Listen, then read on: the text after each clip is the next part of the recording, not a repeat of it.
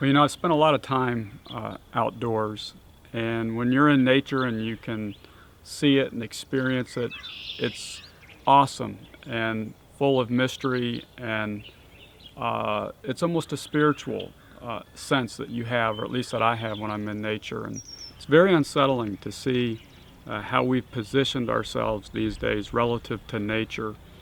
Um, we are basically manipulating and engineering nature and turning it into something that it's not or wasn't intended to be.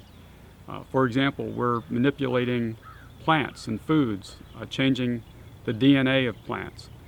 And that's going to have unintended consequences down the road, inserting genes and taking out genes and manipulating genes. It will absolutely have unintended consequences. We don't know what those consequences are going to be now. And when they happen, it'll be very difficult to trace those consequences back to their cause. But it's going to happen. And likewise, we're engineering animals. We're engineering animals not for life, but for slaughter and for consumption.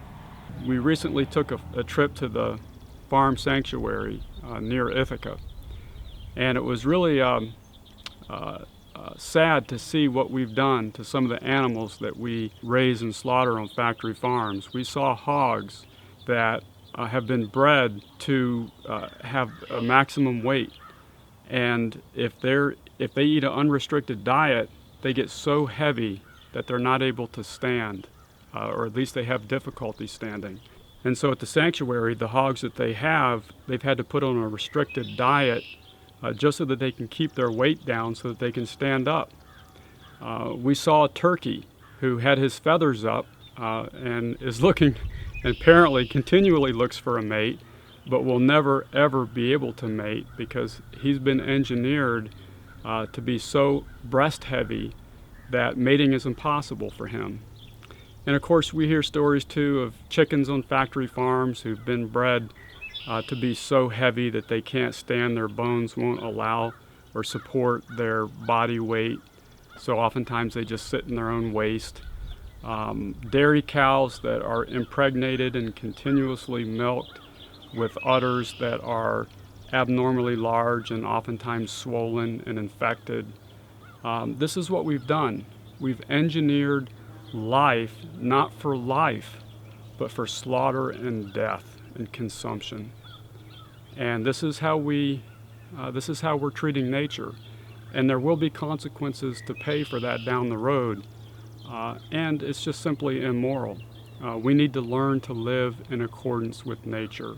You think about why it is in the modern day that we've taken this path.